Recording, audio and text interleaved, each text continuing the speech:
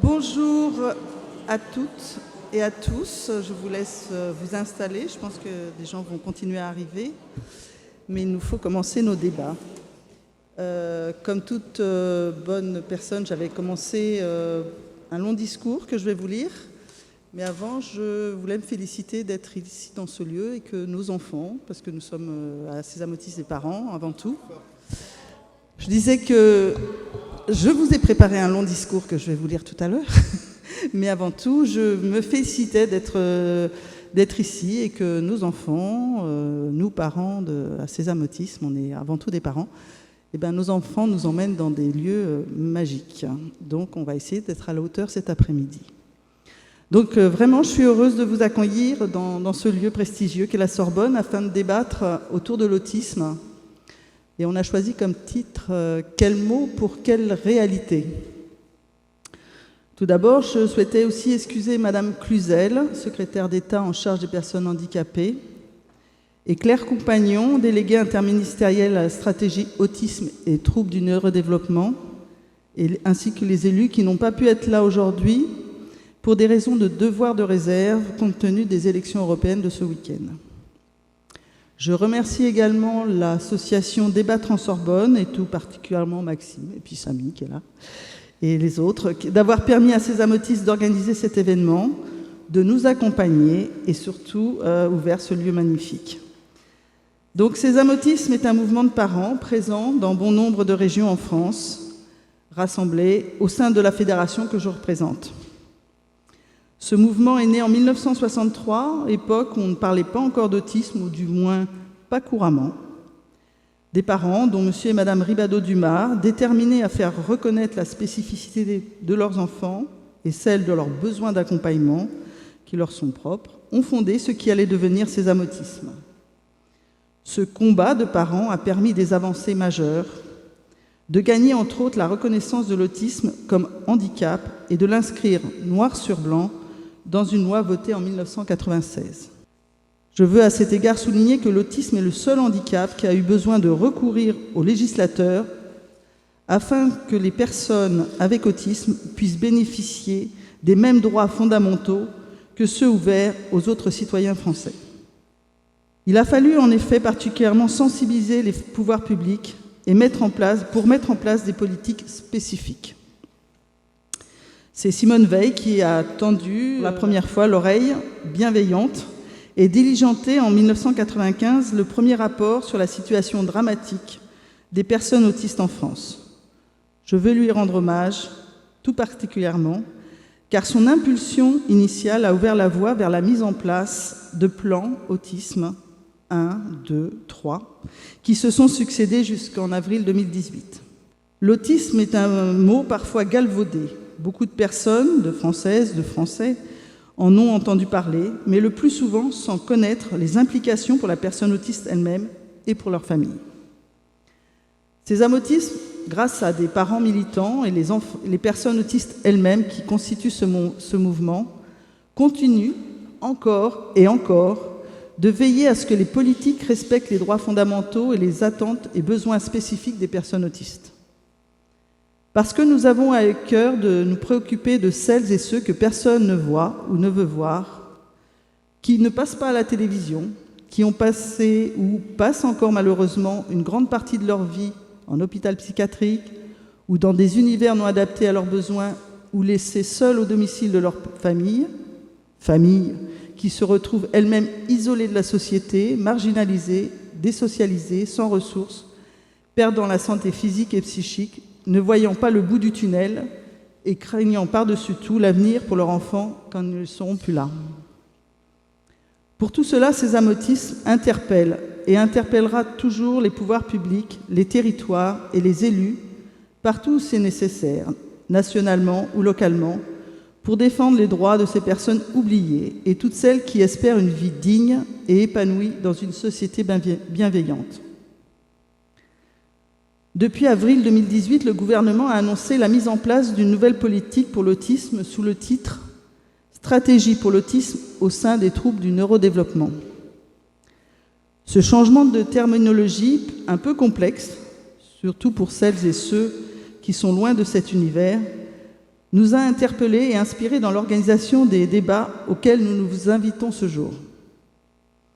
Pour nous, parents militants, il nous fait craindre une dissolution de la spécificité de l'autisme dans un grand tout, alors même que des milliers de personnes autistes, principalement adultes, attendent parfois depuis des années la prise en compte de leur situation, ou se voient contraints de s'exiler vers la Belgique, qui est presque la seule réponse actuelle face au manque de réponses adaptées en France.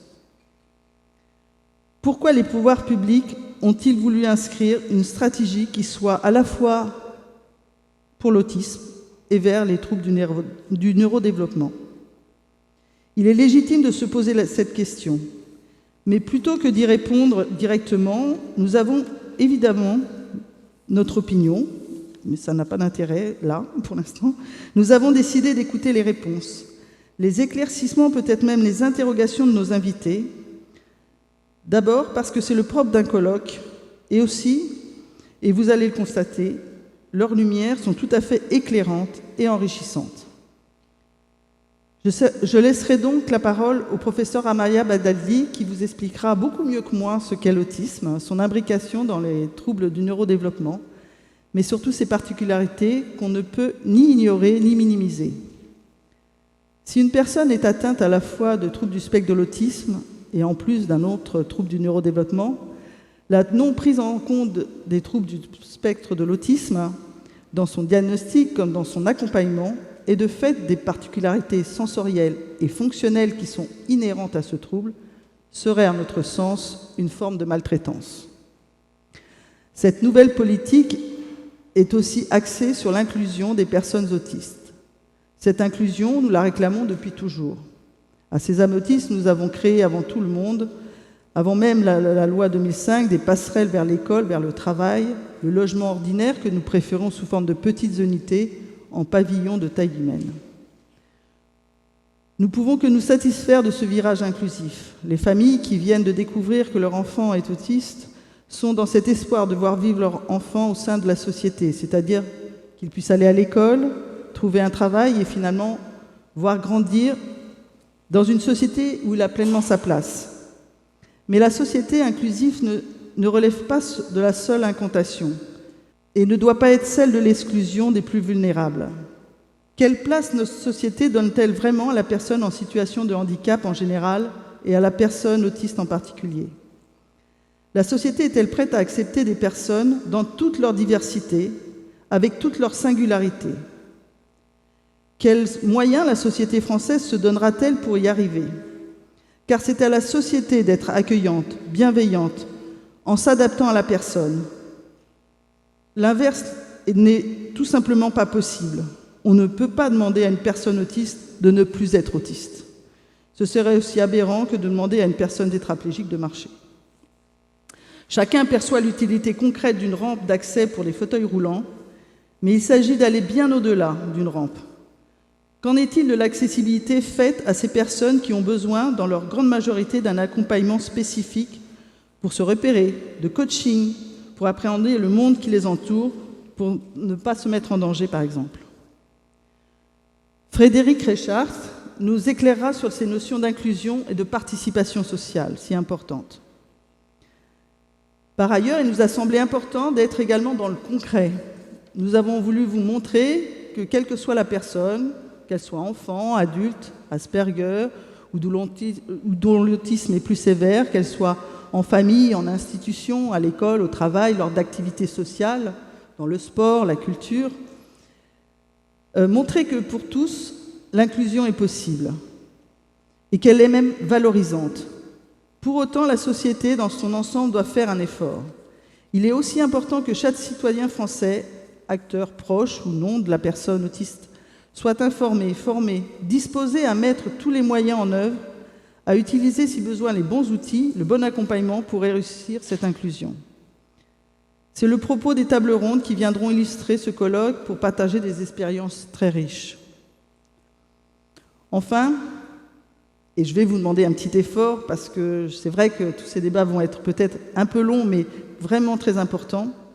Après toutes ces interventions très constructives, Je voudrais que vous restiez pour écouter Stéphanie Bonnet-Brier, qui viendra témoigner en tant que personne autiste et présidente de l'association Paris. Elle a intitulé son intervention « Autisme, n'oubliez personne, respectons chacun ».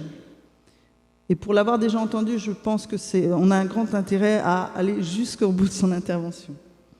Je finirai donc cette introduction par un immense remerciement au professeur Catherine Barthélémy, qui nous a fait l'honneur de présider cet après-midi de débat et de nous éclairer sur écouter mieux pour voir ensemble et agir au-delà des mots. En tout cas, merci à vous tous d'être présents, de contribuer aux débats qui vont venir. Et merci aux intervenants. Et je nous souhaite à tous une très belle après-midi d'échange.